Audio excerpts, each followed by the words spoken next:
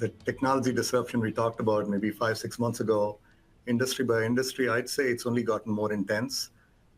Now, I'm not even going to talk about AI. Let's keep that aside because I think that probably requires its own dedicated session.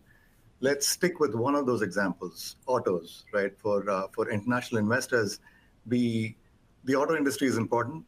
Huge amounts of disruption happening there, and for many of the markets we invest in, whether it's Europe, Japan, South Korea, it's been a very important market, for jobs, for GDP, manufacturing in general, and politically as well, right? So it's a market we want to really think about. And with the shift to EVs and the massive capacity build that you're seeing in China, it's become a really brutal environment. In fact, maybe about 6 months ago, I think I might have mentioned it in the same forum the last time we were here. Carlos Alvarez, the CEO of Stellantis. Stellantis is the fourth largest car maker in the world, brands we all know, Jeep, Ram, Cadillac.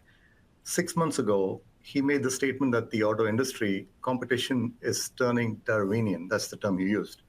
Now, he's one of the most respected leaders in the space. And if you fast forward just a few months from then, 2 weeks ago, we heard that he stepped down from his job. Now, we are invested in Stellantis indirectly through another investment. So we've followed the business. We've followed CEO Alvarez for a long time. So is this resignation a surprise? Yes. But if you think about this, it shouldn't be.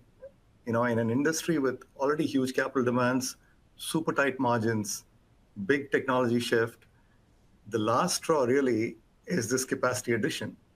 Huge uneconomic capacity addition from the Chinese players just creates a pressure cooker type situation for leadership. And it's not getting easier. As a team, we were just looking at videos of the BYD plants. BYD is a Chinese car company. They're extending their factories in Zhengzhou. They're also building a new one in Hungary, going directly after the European market.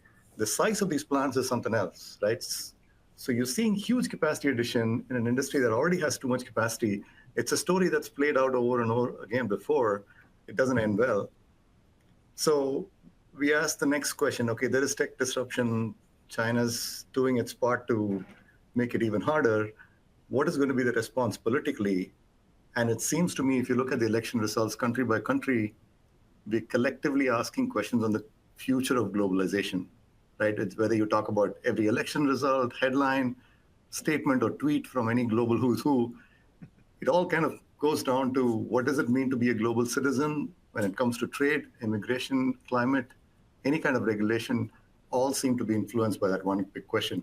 So looking ahead, 2025, that's going to play out and it's going to cause more uncertainty. And we don't make macro prediction, but to me, this doesn't feel like a prediction, right? It's kind of easy to see that Europe is struggling.